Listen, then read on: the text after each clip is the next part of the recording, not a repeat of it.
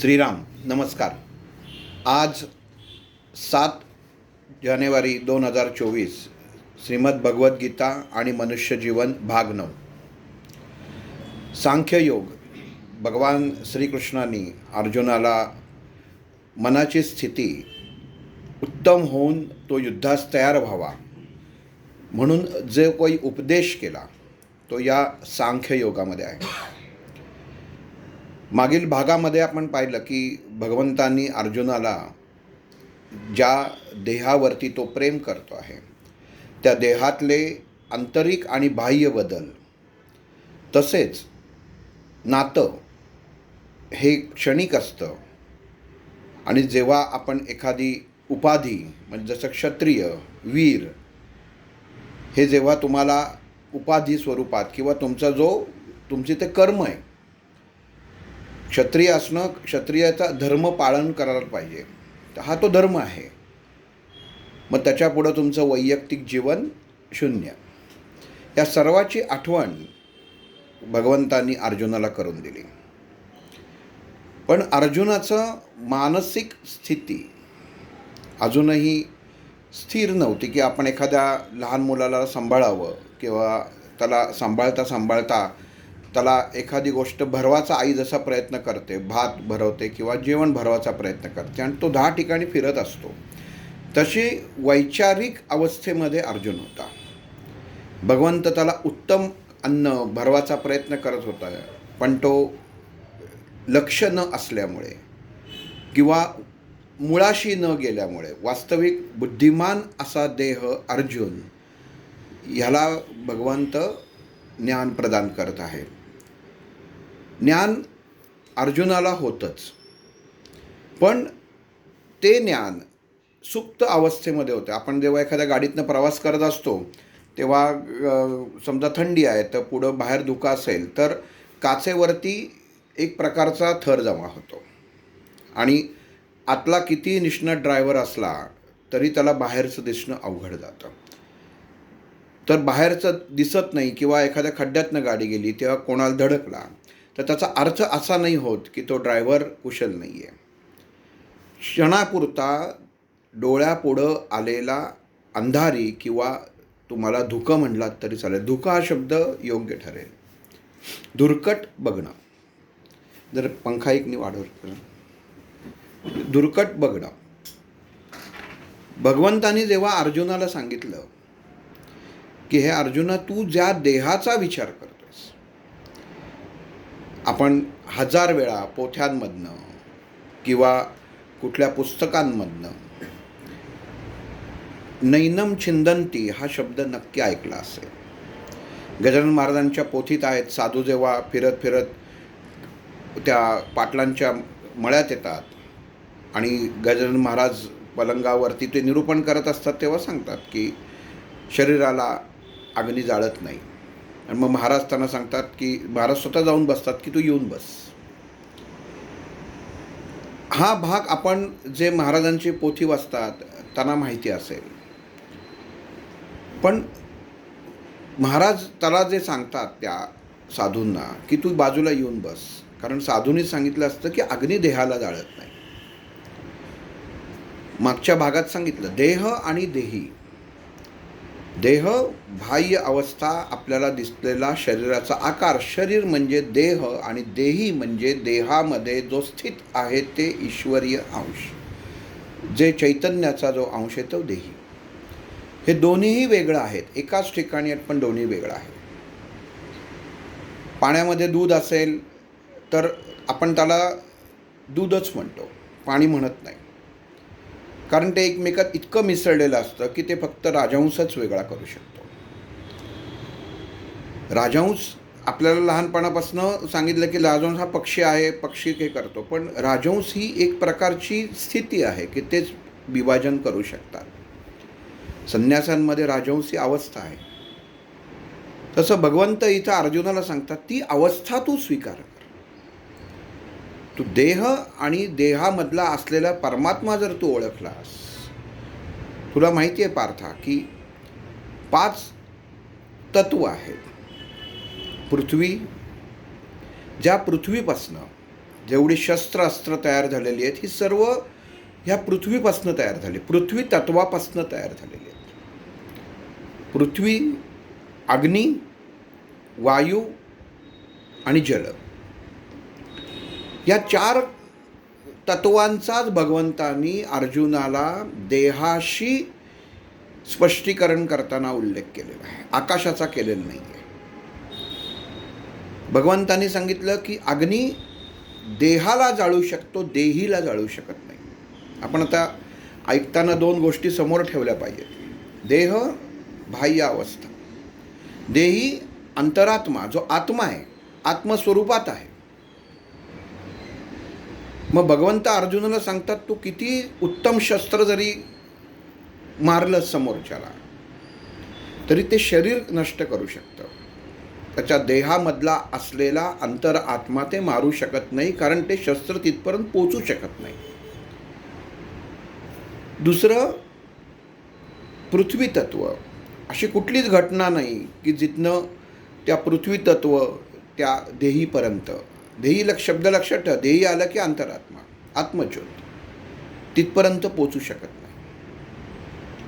वारा देहाला थंडी वाजवेल, देह कमी झाला तर शरीराला उष्मा तयार जास्त करेल, गरम गार त्याच्यामध्ये, पण अंतरात्म्याला नाही. जे वारा वायू तिथपर्यंत पोचू शकत नाही. अग्नी ते सुद्धा देहीपर्यंत पोचू शकत नाही. आणि जल ते सुद्धा देहीपर्यंत पोचू शकत नाही. सगळी तत्व ही जी आहेत, माणूस पडू शकतो, त्याला खरचटू शकतं, पृथ्वी तत्वामुळे होऊ शकतं. जोरात काहीतरी वारं येतं, काहीतरी आपल्याला एकदम शरीरामध्ये रोग उत्पन्न होतो, अतिवारा असल्यामुळे, थंडी असल्यामुळे. हा शरीराचा भाग झाला, तो त्या परमात्म्यापर्यंत पोचू शकत नाही. अग्नी शरीराच्या जवळ आला तर माणसाला भाजू शकतं, हा बाह्य भाग झाला. पण अंतरात्म्याला तो जाळू शकत नाही. आणि जल अंगाला भिजवू शकतं, पण त्या अंतरात्म्याला, त्या ज्योतीला भिजवू शकत नाही. पण ही जी 4 तत्व आहेत, ही भगवंताने सांगितलं की ही सर्व तत्व, आकाश तत्व जे आहे हे त्याला ह्या सगळ्यांशी कशाशीच निगडीत नाही आहे. पण ही चारही तत्व त्या आकाश तत्वाशी निगडीत आहेत. पृथ्वी ह्या आकाश, आपण जे आत्ता बसलेलो आहोत, आपल्या भोवती जे आहे हे आकाश आहे. हे आकाश किती मोठं आहे याची व्याप्ती आपण सांगू शकत नाही. आपण ज्या ठिकाणी आत्ता मी बसलो आहे ऑफिसमध्ये, तर मी म्हणेन एक 10 बाय 10 आकाश आहे, तर फक्त तेवढं असू शकत नाही, ह्याच्या बाहेर पण आकाश आहे. म्हणजे पृथ्वी तत्वाच्या आतमध्ये, पृथ्वी तत्वावर आम्ही बसलेलो आहोत. मग आकाश जे आहे हे आकाश सगळ्याला सामावून घेत आहे.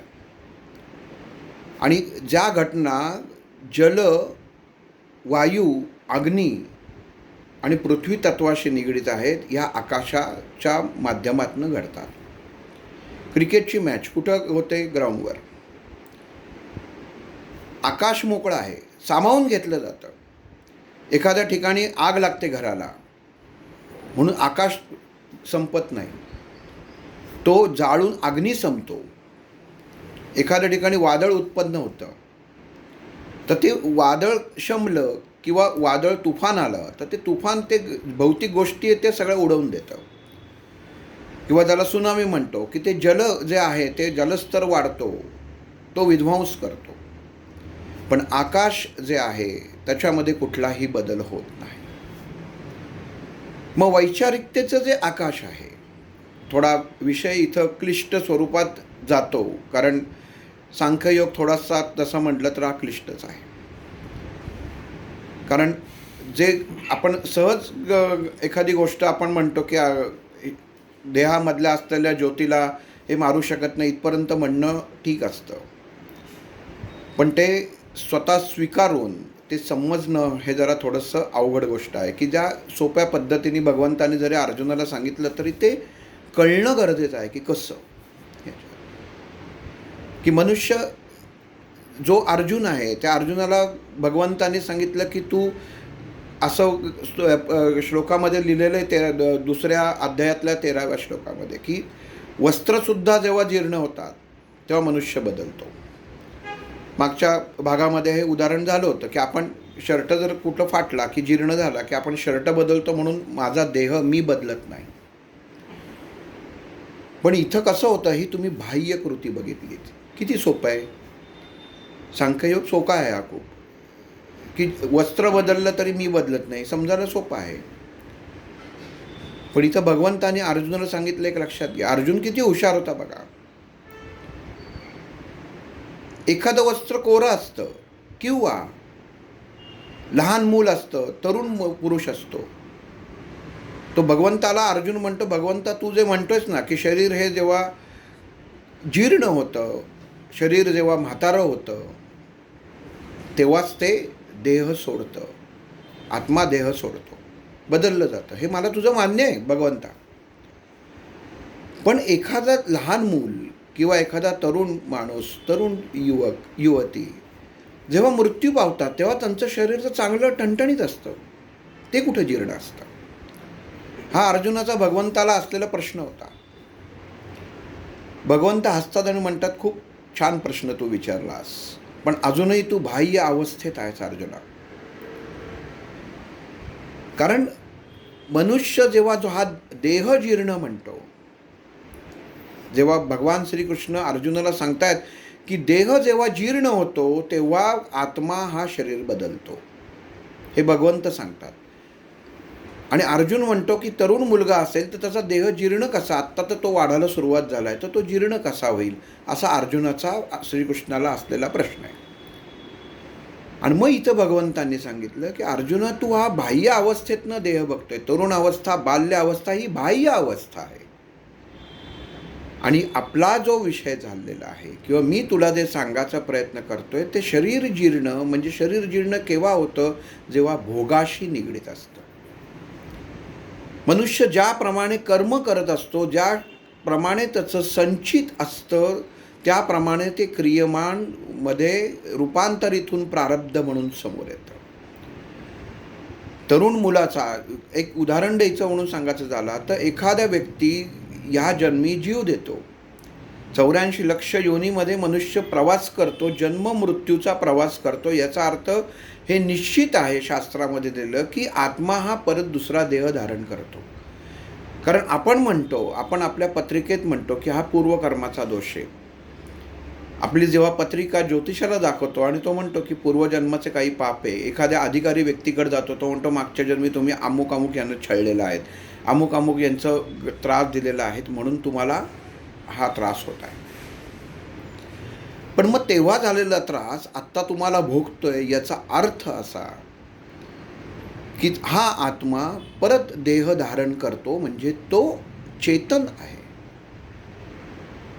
अचेतन नाही आहे. शरीर फक्त बदललं जातं, भोग तुमचे संपत नाहीत. कर्माचा तुमचा जो ह्या जन्मात तुम्ही करा किंवा मागच्या जन्मातलं केलेलं आहे ना, तर ते तुम्हाला फळ देऊनच शांत होतं. आणि मग इथंच भगवंत सांगतात की एखादा युवक, आता आपण धरून चालू, सोप्या उदाहरणाने सांगायचं झालं तर एखाद्याने आत्महत्या केली असं धरून चाललं, एखाद्याचं अपघाती मरण झालं, तरुण वय होतं, अपघाती मरण झालं, आणि किंवा एखाद्याने जीव दिला, आत्महत्या केली. हे उत्तम उदाहरण एवढ्यासाठी म्हणतो कारण ती स्वतःची विचारांनी केलेली आत्म्याची हत्या आहे ती, की जे महापातक समजलं जातं शास्त्रामध्ये. त्या एखाद्या युवकाचं वय जर समजा 40 असेल आणि त्यांनी 35व्या वर्षी आत्महत्या केली, इथं अजून एक भाग असा येतो, याच्यात एक अजून प्रश्न उत्पन्न असा होऊ शकतो की जन्म आणि मरण हे भगवंताच्या हाती असेल तर तो 35व्या वर्षी जेव्हा आत्महत्या करेल तेव्हा भगवंतानीच त्याला ती बुद्धी दिली का, असा माणसाच्या मनात सर्वसाधारण प्रश्न उत्पन्न होतो. म्हणून इथं सुबुद्धी आणि कुबुद्धी, भगवंतानी ज्या बुद्धीचे 2 प्रकार सांगितलेले आहेत की उत्तम बुद्धी म्हणजे आपण जी वैचारिकता आहे ती माणसाची योग्य हवी, ती भरकटता कामा नये. तो 10% भाग भगवंतानी तुमच्या नशिबात दिलेला आहे, ही बुद्धी दिलेली आहे. काय करायचं का नाही ते तुम्ही, मुलगा हुशार आहे, अगदी PhD होल्डर आहे आणि एखादं साधं गणित त्याच्यासमोर टाकलं तर तो म्हणेल मी PhD होल्डर आहे, हे काय मी गणित सोडायचं, हे मी सोडवणार नाही, कारण मी PhD झालेलो आहे, माझ्या शिक्षणाचं इतकं हे झालेलं, अवघड द्या, मला हे सोपं देऊ नका. ही कुबुद्धी झाली, अहम झाला. जे समोर आलं आहे ते सोडवायचं आहे आणि जे उत्तम आहे ते घ्यायचं आहे, हे भगवंतांनी सांगितलेलं आहे. परत सांगतो, इथंही समजायला थोडं अवघड जाईल. जी सुबुद्धी आहे, दिसतंय समोर रस्ता आहे, दिसतोय समोर रस्ता असून खड्डा आहे तरी मनुष्य जातो, समोर नो एंट्री आहे तरी आपण तिथनं जातो, ही कुबुद्धी झाली. आणि मग तिथं ॲक्सिडेंट झाला तर तो आपण भगवंत म्हणू शकत नाही की हा भगवंतानी ह्याला नो एंट्रीत घातलं म्हणून ॲक्सिडेंट झाला, कारण इथं तुम्ही तुमची कुबुद्धी वापरली. मग असे आत्महत्या केलेले मनुष्य जीवनाला कंटाळतो, काहीही करू असं त्याला वाटतं की जीवनामध्ये मला खूप अडचणी आहेत किंवा माझ्या बाबतीत ज्या घडल्या आहेत त्या गोष्टी चुकीच्या आहेत, म्हणून तो हतबल होऊन आत्म्याची हत्या करतो. आणि ती हत्या आत्म्याची हत्या म्हणजे काय करतो की देहच संपवतो. देह संपवला की आत्मा आपोआप बाहेर पडतो आणि मग तो बाहेर पडतो, पण त्याचं जे जगाचा बॅलन्स असतो तो संचितात जातो. म्हणून 40 वर्ष वयाच्या माणसानी वय त्याचं जर परमेश्वरांनी ठरवलेलं असेल की हा माणूस 40 वर्ष जगणार आहे आणि 35व्या वर्षी त्या माणसाने त्याची कुबुद्धी वापरून आत्महत्या केली, तर 5 वर्षाचा जो बॅलन्स आहे हा त्याला पुढच्या जन्मामध्ये फेडायला लागतो. जी लहान मुलांची मरणं होतात, जे तरुण माणसांची मरण होतात, हा पूर्वजन्मीचा जो अर्धवट राहिलेलं जे त्यांचं आयुष्य असतं ते त्यांना ह्या जन्मामध्ये येऊन संपवावंच लागतं. हा नियम आहे. हा भगवंताने, हे कसं काय, तर ते कसं काय नाही, भगवंताने नियम घालून दिलेला आहे. जसं सरकार आपल्याला एखादा नियम घालून देतं तसं भगवंताचा हा नियम आहे, ही त्याची नियमावली आहे आणि ह्याला शास्त्रीय आधार आहे. म्हणून कर्म करताना किंवा कृत्य करताना हे योग्य होणं गरजेचं असतं. मग इथं भगवंतानी अर्जुनाला सांगितलं की हे पार्था, ज्यांच्याबद्दल तुला प्रेम आहे आणि ज्याला तू वाटतोय की तू त्यांना मारतोयस, की ज्यांना तू मारणार आहेस, तुझी शस्त्र त्यांना मारतील असं तुला वाटतंय, तर हा सगळा बाह्य गोष्टींचा भाग झाला. ना तू त्यांच्या आत्म्याला मारू शकतोस, ना ते तुझ्या आत्म्याला मारू शकते, कारण तू अजूनही आत्मा आणि देह आणि देही ह्याच्यातला फरक कळून घेऊ शकत नाही आहेस. तुला घ्यायची ती तुझी तयारी नाही आहे. आज तुला वाटतंय का की तू आत्ता युद्धात आलायस, आपण असं धरून चालू की युद्धातनं तू आत्ता शस्त्र, तुझं गांडीव धनुष्य तू खाली ठेवलंस, आपण परत गेलो, तर हे तुझे ज्येष्ठ ज्यांना तू गुरु मानतोस ते आचार्य द्रोण अजय आहेत. हे भीष्माचार्य जरी त्यांना वर असेल तरी हे पार्था एक लक्षात ठेव, शरीर देहाचे भोग जे असतात हे त्या प्रत्येक मनुष्याला भोगायला लागतात. हे वाक्य खूप महत्त्वाचं आहे. आपण थोडंसं कुठं खूट झालं, आपल्याला छातीत दुखलं, डोकं दुखलं किंवा काही चक्कर आली तर आपण डॉक्टरांकडे जातो, लगेच तपासण्या करतो, ताबडतोब त्याच्यावरती औषध घेतो. का घेतो, तर आपल्याला आपल्या जीवाच्या बद्दल असलेली काळजी, मृत्यूचं असलेलं भय. आणि एखादी व्यक्ती त्याच्यावरती औषधोपचार करून उत्तम प्रकारे सर्व देखरेख स्वतःच्या देहाची करून जसजसं वय वाढत जातं, पण एक क्षण असा येतो की देहाचं जसं क्षणोक्षणी परिवर्तन होतं तसं त्या देहाची ज्या पदार्थांची गोष्टींची आसक्ती असते ती माणसाची सुटायला लागते. आणि तेव्हा त्याला कळतं की आयुष्याचं गमक काय, की ज्याच्यासाठी मी अट्टहास करत होतो तर ही गोष्ट खरं सांगायचं तर काहीच नाही आहे, ही मी बरोबर घेऊन जाऊ शकत नाही, हे तेव्हा त्या क्षणी कळतं. पण त्या क्षणी केलेल्या कर्मांच्यामुळे त्याचा देह काही सुटत नाही. म्हणून आपण बऱ्याच ठिकाणी बघतो की हॉस्पिटलमध्ये असो, घरात असो, अंथरुणावर खिळून माणसं असतात 5-5, 7-7 वर्ष, त्यांना काहीही कळत नसतं, शूशी काही कळत नाही, पाणी त्यांच्या पिऊ शकत नाही, अन्न खाऊ शकत नाही, नळ्या लावलेल्या असतात, त्याच्या मार्फत त्यांना अन्न दिलं जातं, फक्त त्याचा श्वास चालू आहे, जो देहीमध्ये आहे तो आहे, देह सोडलेला नाही आहे, म्हणून त्या देहाची घ्यायची काळजी.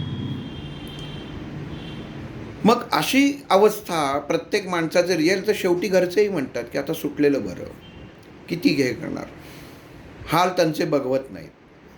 त्या मनुष्यालाही तो मनुष्य प्रार्थना करतो जो मृत्युंजय मंत्र म्हणतो.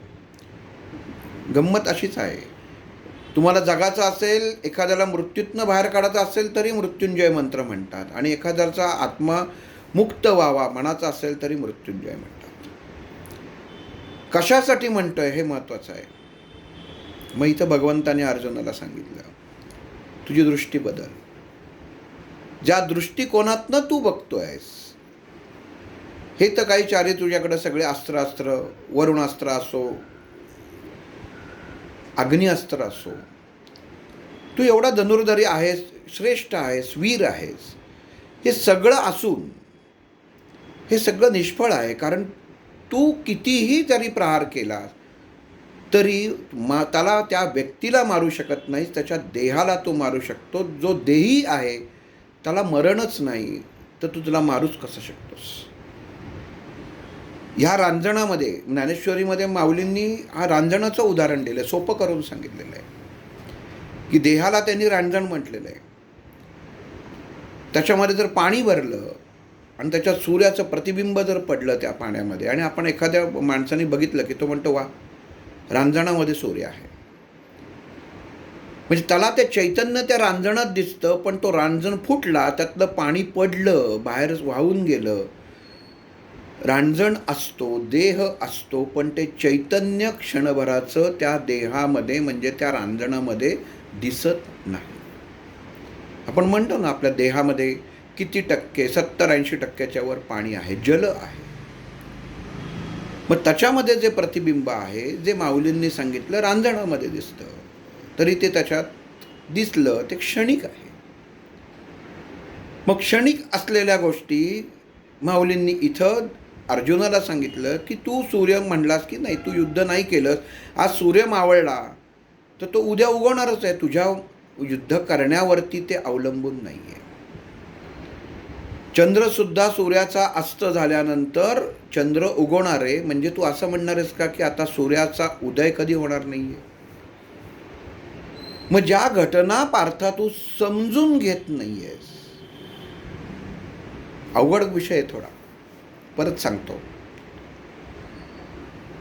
अर्जुनाचं मानसिक अवस्था काय झाली असेल इथं आपल्याला समजून घेताना, किंवा जेव्हाही हा खरंच सांख्ययोग जेव्हा वाचला जातो तेव्हा लक्षात येत नाही की नक्की सोपं आहे, समोर असतं, पण सगळं लक्षात येत नाही त्याच्यामध्ये की काय आहे. फक्त शरीर ज्याला जाळू शकत नाही तो आत्मा, वारा त्याला उडवू शकत नाही तो आत्मा, जल त्याला भिजवू शकत नाही तो आत्मा, आणि पृथ्वी त्याला सामावून घेऊ शकत नाही तो आत्मा. एवढे चारच या श्लोकामध्ये सांगितलेलं आहे. या 4 ओळींमुळे म्हणजे सांख्य योगामध्ये या ज्या संख्या वापरलेल्या आहे ह्याच्यामधले हा पंचतत्वाचा हा योग त्यांनी वापरला आहे भगवंतानी, की ह्या गोष्टीसुद्धा या देहीला बाजूला करू शकत नाही. देही हे चैतन्य, हे अर्जुन तू मान्य कर आणि तू युद्धाला तयार हो. पण अर्जुन जिथं आहे तिथंच म्हणतो की तू सांगितलंस हे त्याला मारत नाही, ते त्याला मारत नाही, ते त्याला मारत नाही, मग हे उत्पन्नच का केलं. अर्जुनाचा प्रश्न असा आहे, ही 5 तत्व जर आहे तर मग ही सृष्टी निर्माण करताना भगवंतानी ही 5 तत्व उत्पन्नच का केली. मग मोह उत्पन्न का केला. देह हा जो आहे हा देह हा उत्तम का दिला, कशासाठी दिला, कशासाठी ही नाती पाहिजेत. तेव्हा भगवंतानी सांगितलं ही नाती ही आपण मानतो. ज्या झाडावरती पाखरं बसतात, सकाळी ती ज्या पाखरं झाडावरनं उडून जातात तेव्हा ते झाड तिथं एकटंच राहतं, ते परत वाट बघत नाही त्या पक्ष्यांची की ते परत येतील की नाही. ते त्याप्रमाणे मनुष्याचं जीवन आहे. नाती, प्रेम हे सगळं, मद, मोह, मत्सर, माया आणि अहंकार हा फक्त अर्जुना देहाला लागतो, देहीला लागत नाही. सरोवराचं पाणी गोड आहे याने तुला आत्मिक समाधान होतं, आत्म्याचं समाधान होत नाही. कारण आत्म्याला काही लागतच नाही. आत्मा ही ज्योत आहे, तर त्या ज्योतीला काहीच लागत नाही. कारण त्या ज्योतीपर्यंत तुम्ही पोहोचू शकत नाहीस. आणि त्याला जर पोहोचायचा असेल तर तुला मला स्वीकारणं गरजेचं आहे. म्हणजे आजच्या भाषेमध्ये जर तुम्हाला तुमच्या अंतरात्म्यात डोकावून बघायचं जर असेल तर तुम्हाला भगवंताला शरण जाणं गरजेचं आहे. म्हणजे तुम्हाला नामस्मरण करणं गरजेचं आहे. जेव्हा आणि आत्म्यापर्यंत पोचणं म्हणजे काय, की ठीक आहे चला मी आजपासून नामस्मरणाला लागतो किंवा लागते आणि आत्म्यापर्यंत पोचू.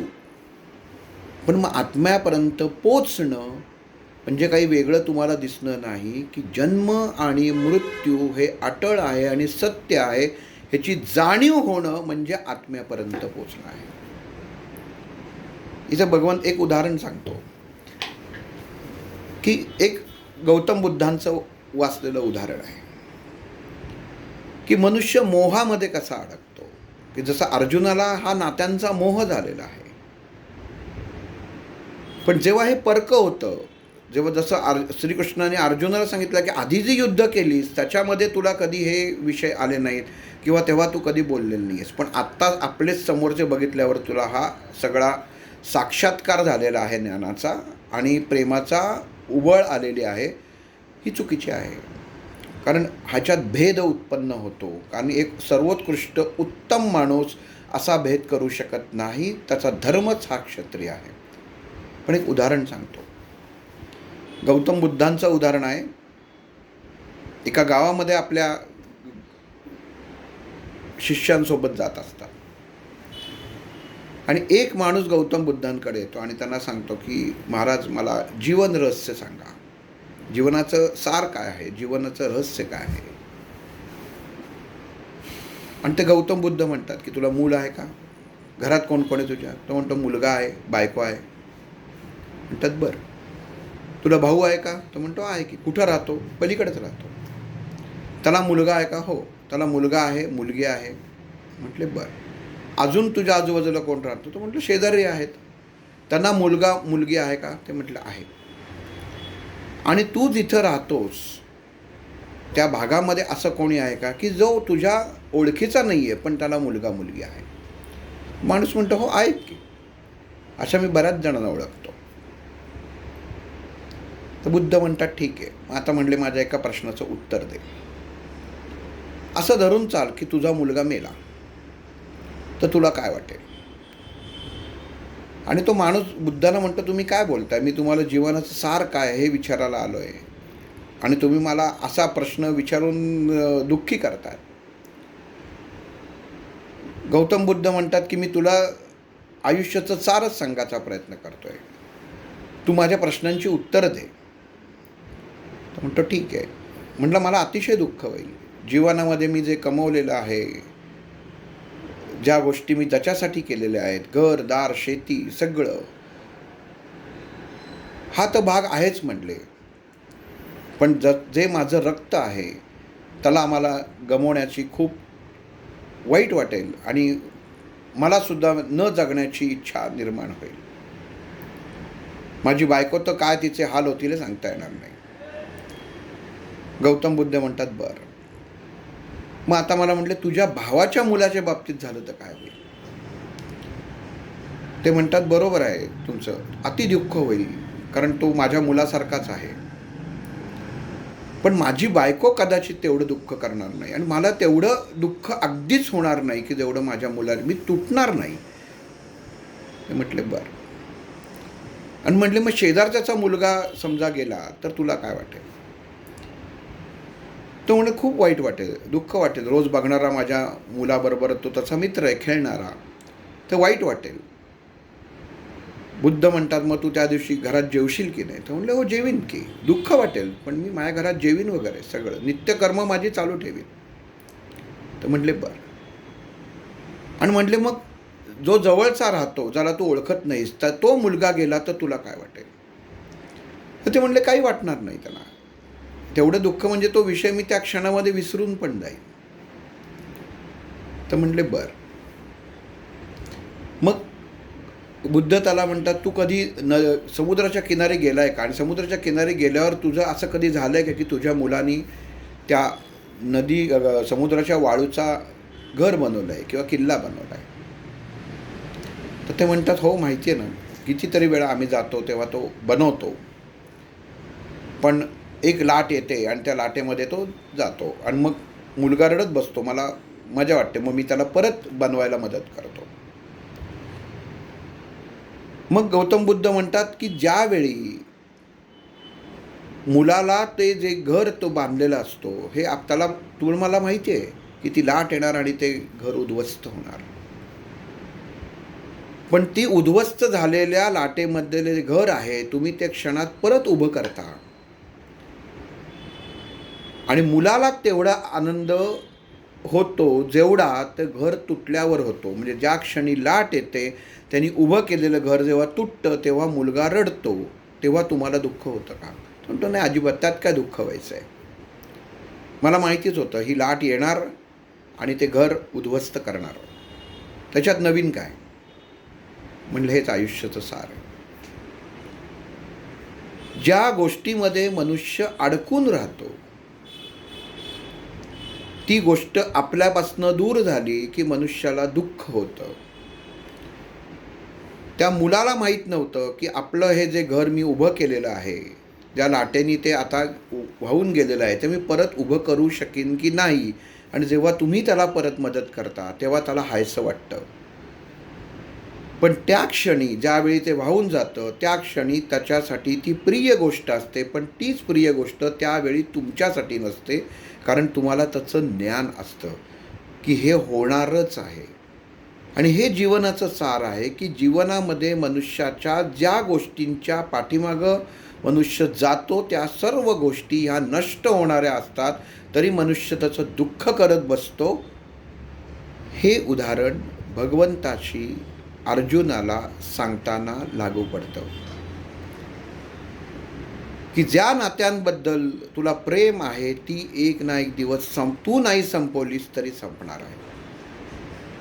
मग जसं त्या व्यापाराला दुःख नाही झालं, कारण त्याला माहिती होतं की लाट ही येणार आणि ते जाणार, मग जो ह्या पृथ्वी तलावरती जन्मला आहे तो एक ना एक दिवस हा तो परमात्मा त्या आत्म्याला घेऊन जाणार आणि त्याला पुढच्या योनीमध्ये प्रवेश करायला लागणार त्याच्या कर्माच्या अनुसारून. हे जर निसर्गाचं चक्र आहे तर अर्जुना, तू एवढा अडाणी आहेस का? का तू एवढा मोहात अडकलेला आहेस? मनुष्याला मोह देहाचा होतो, आत्म्याचा होत नाही. आपण कधी कुठलाच डॉक्टर आत्म्यावर औषध देत नाही की तुमचा आत्मा दुखतोय ना तर मग तुम्ही हे घ्या, आत्म्याला ताप आलाय ना तर नाही. जो काही त्रास आहे, जो काही क्लेश आहे तो या देहाला होतो. डॉक्टर त्याच्यासाठी आहे.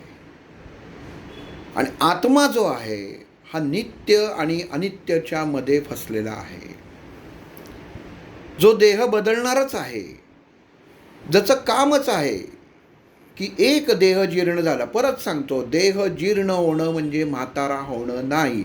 ज्या क्षणी त्या देहाचे कर्मभोग संपतो त्या क्षणी त्याला जीर्ण झालंय असं म्हणतात. एखाद्या कंपनीमध्ये आपण एखादं उत्पादन करत असताना एखादं प्रॉडक्ट नवीन असतं, पण त्याच्यामध्ये काहीतरी डिफेक्ट निघतो आणि ते प्रॉडक्ट बाजूला टाकलं जातं, म्हणजे ते निष्क्रिय करून टाकतात. त्याला ते निष्क्रिय म्हणतो, त्याला ते जीर्ण. त्याला म्हणजे हा शब्द भगवंतांनी इथं जीर्ण वापरला आहे, तोच शब्द तिथं जीर्णच वापरला जातो, कारण त्याचा कार्यभाग पुढं होत नाही, त्याला स्क्रॅप केलं जातं, म्हणजे तो मिटवून टाकला जातो. आत्ताच उत्पन्न झाला आहे पण आत्ताच संपला आहे. मग अशी जो देह आहे याच्यावरती तू अर्जुना प्रेम करतोयस. आता तुला दुसरी गोष्ट सांगतो अर्जुना.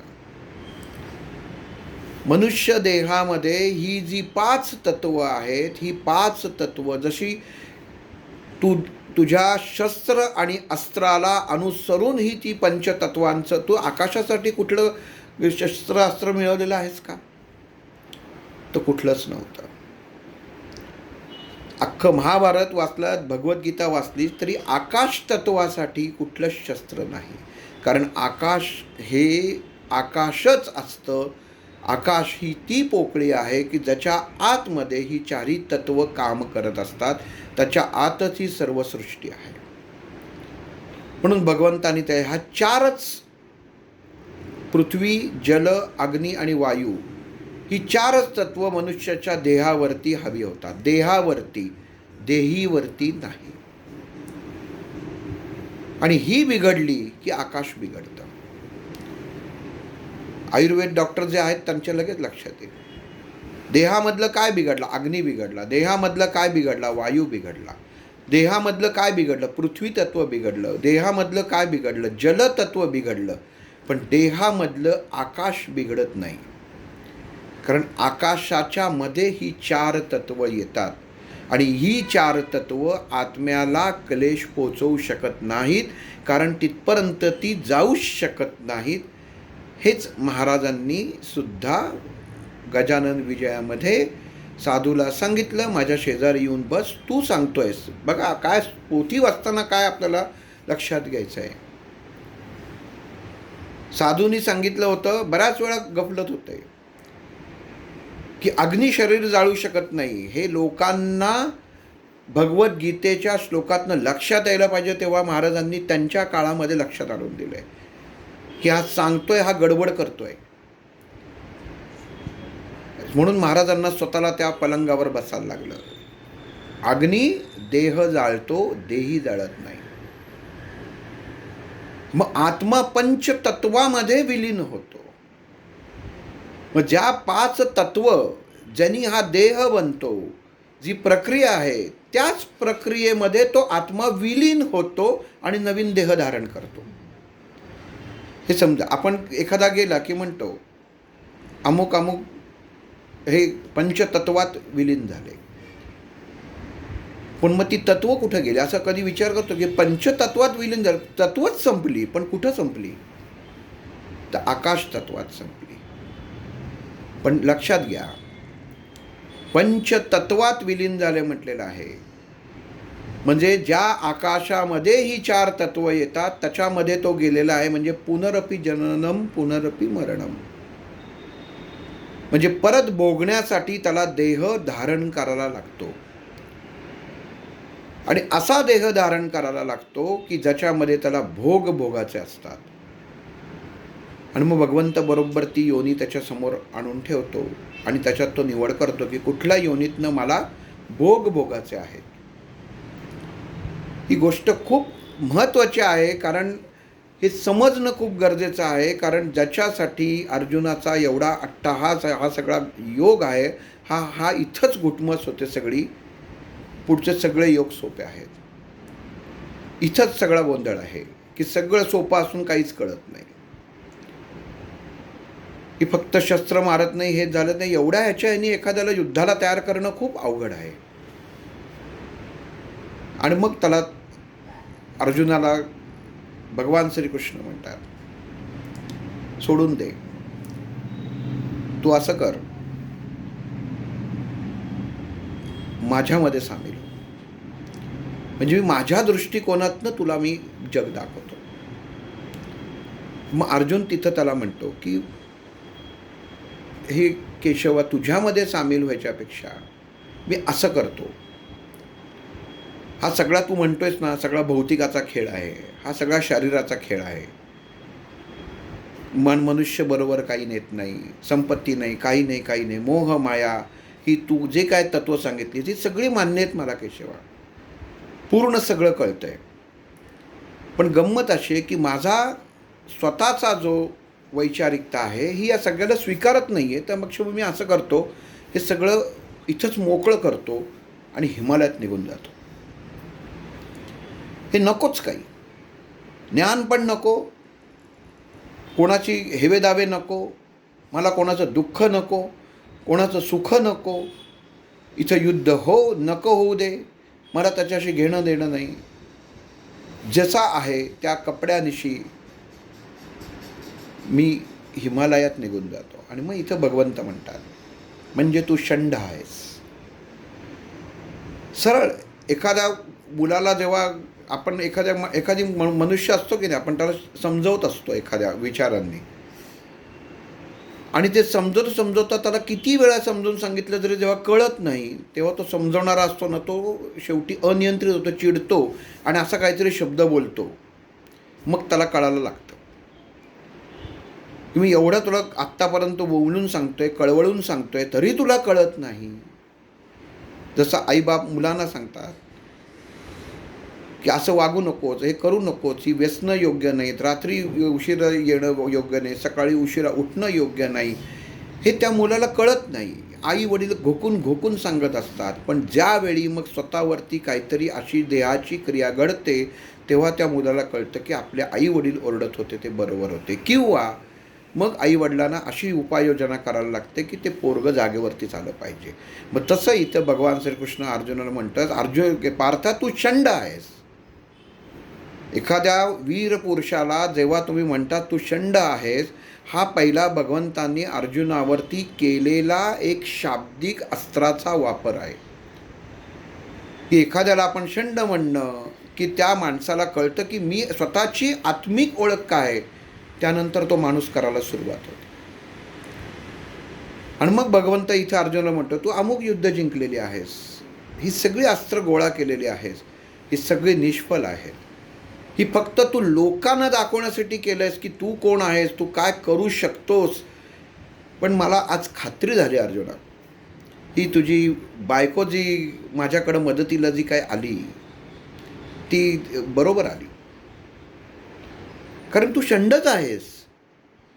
तिथं तू षंडपणा दाखवलास, दरबारातही दाखवलास. पती असून तू कुठं स्वतः डावावरती होतास. तू लावलंतच का स्वतःला? तुझ्या भावाने लावलं. आपण एखाद्याला म्हणतो की मी सांगितलं विहिरीत जाऊन उडी मारतं, मारशील का? हा तसा प्रकार झाला. भावाने लावलं म्हणून एवढं. वस्तू आहेस का तू? नाही आहेस. एका पत्नीचा तू पती आहेस की जिला तू जिंकून आणलेली आहेस, आणि अशा पत्नीबद्दल तुला काही वाटत नाहीस. मला असं वाटलं होतं की तुला भावाबद्दल प्रेम आहे, तुला खरंच भावनिकरित्या तू कोसळलेला आहेस आणि तुला थोडंसं समजावून तू युद्धाला तयार होशील असं मला वाटलं होतं अर्जुना.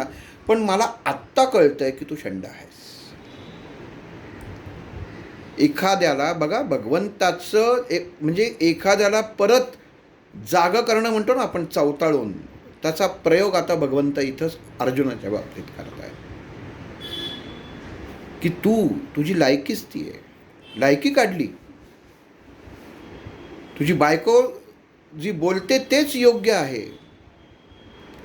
तू बायला आहेस, तू भ्याड आहेस. आणि मला खात्री पटलेली आहे की मी अशा षंडाचं सारथ्य करतो आहे, याचं मला दुःख आहे.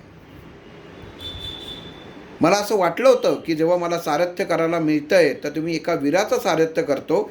पण मला आज खूप तू दुखवलंच पार्थ मला, की स्वतःचं तू स्वत्व तर विसरलासच, पण आणि ज्याच्यासाठी जी गोष्ट नाही आहे ही तू तयार करतोयस आणि त्याच्यासाठी स्वत्व विसरतोयस.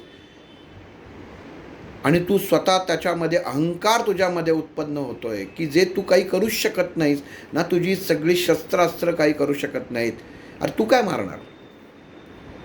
तू काय समोरच्यानं मारणार? जे मरूच शकत नाही. तू काय समजलं की तुझ्या शस्त्रांनी मारलं नाही तर ती काय मरणार नाहीत का? मी आत्तापर्यंत तुला प्रेमाने समजून सांगतोय, तू माझा आहेस म्हणून, तू माझा सखा आहेस.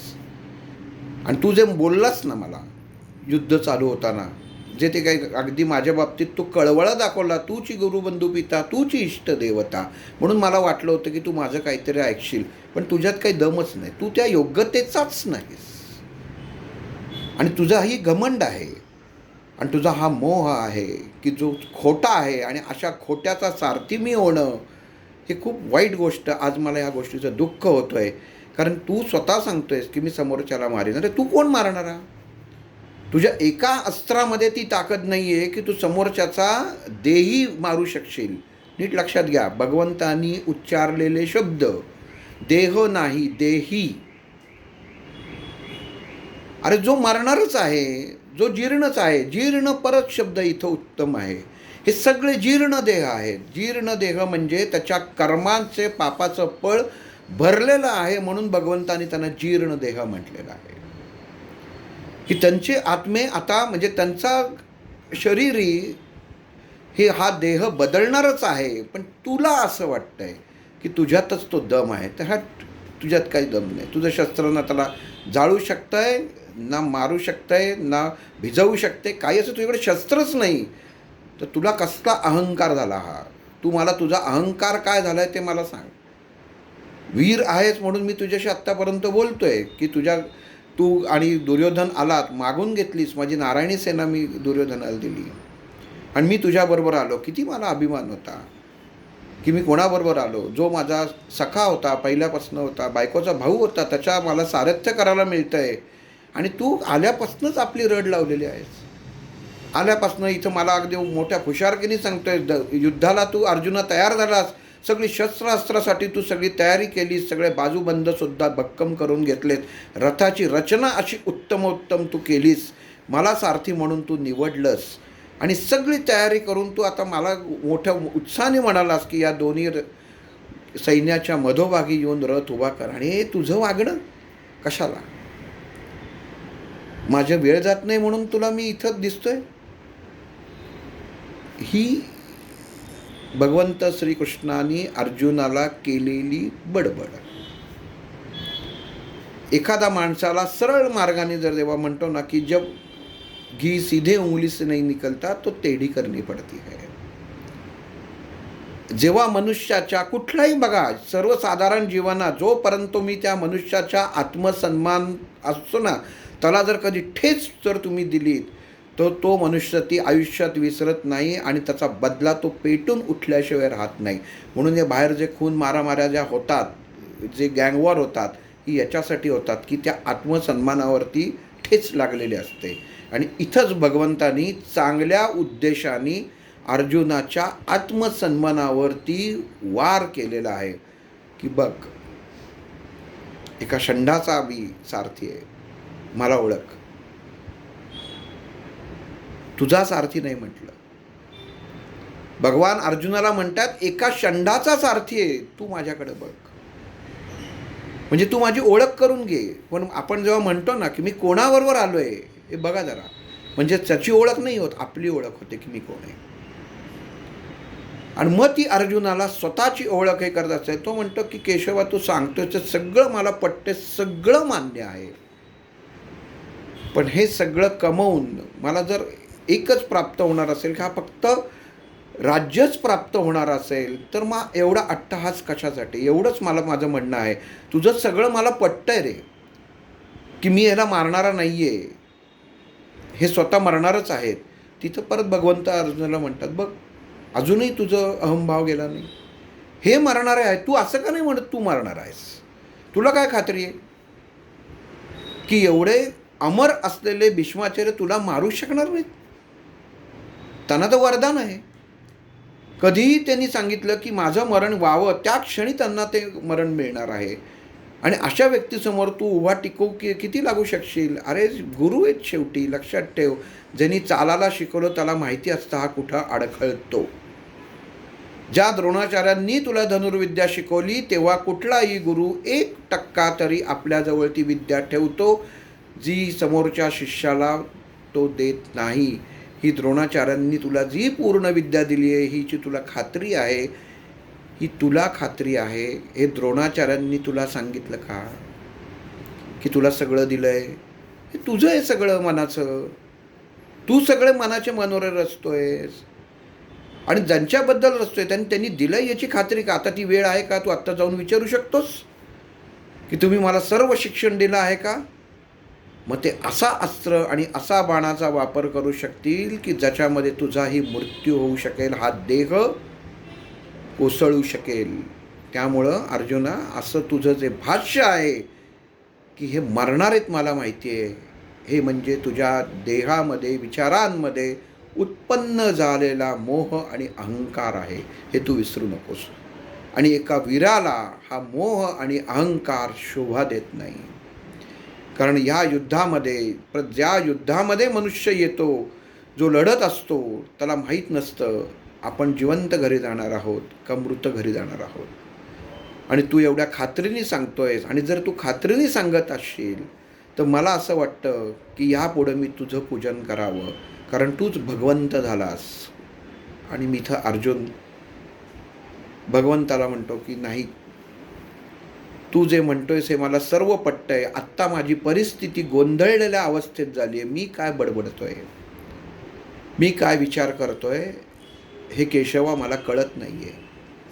माझ्या लक्षात येतं आहे पण मला कळत नाही आहे. मला कळतं आहे पण मला उमजत नाही आहे. तर तू तेवढं मला जर सांगितलंस तर मला पुढचं युद्ध करणं सोपं जाईल. आणि इथं भगवंत हसतात, म्हणतात बघा, म्हणजे तुला युद्ध करायची तर हौस आहे म्हणायची. आणि अर्जुन भगवंताला म्हणतो, हे सुद्धा हे केशवा अनावधानाने माझ्या मुखातनं गेलेलं वाक्य आहे. आणि मग इथं भगवंत परत त्याला म्हणतात, ईषंड त्यालाच म्हणावं की जो आपल्या स्वतःच्या नीती मूल्यांचा स्वतःच्या हाताने अंतिम संस्कार करतो. स्वत्वाला जो विसरतो, मी कोण आहे, जो स्वत्व विसरतो तो दुसऱ्याला कधीही उत्तम देऊ शकत नाही. आणि तुझ्या देहामधनं तुझ्या कर्माच्या अनुसार तू समोरच्यांना लढताना जो काही प्रतिकार करणार आहे, हा सर्व प्रतिकार किंवा जे युद्ध करताना तू शस्त्र अस्त्रांचा वापर करशील त्या देहाच्यासाठी, ज्या देहाला जे नाव दिले भीष्माचार्य, द्रोणाचार्य, कृपाचार्य, दुर्योधन, या देहासाठी जो वापर करणार आहे त्याच्यासाठी तुझं स्वतःचं मन स्थिर असणं आणि तुझ्यातली वीरता जागृत होणं गरजेचं आहे. मग इथं भगवंताला अर्जुन म्हणतो की हे केशवा, मनुष्य जीवनाचा जो कर्म आहे, हा कर्म इतकं खरंच महत्त्वाचं आहे का, की त्याला आज हे युद्ध माझ्या समोर जे लादलं गेलेलं आहे हा माझ्या पूर्वकर्माचा भाग आहे का. म्हणजे एखादा माणूस जेव्हा गोंधळलेल्या अवस्थेत असतो तो प्रश्न किती भरकटत नेतो, तसं अर्जुनाने इथं त्या भगवान श्रीकृष्णाच्या समोर प्रश्न भरकटत दिले. आणि श्रीकृष्ण म्हणतोय बघा, हा एक एक काढून घेतोय हळूहळू सगळं जे काय आहे ते. कारण सांगितलं की तू काहीच करू शकणार नाही, तुझ्या कर्माच्या अनुसरून तुला जन्म मरणाचा फेरा हा पार करायला लागणार आहे. आणि जो देही आहे हा पुढचा जन्म घेणार आहे. कारण जर पुढचा जन्म घेतलाच नाही तर भोग मनुष्य भोगणार कसा, हे जर माहिती होतं किंवा हे जर माहीत आहे तर मला हे केशवा सांग, हा माझ्या कुठल्या पूर्वजन्माचा दोष आहे की ज्यासाठी मला हे कर्म करत आहे, मला हे कर्म करावं लागतं आहे. याचं भगवान श्रीकृष्ण काय उत्तर देतात हे पुढील भागात पाहू. श्रीराम.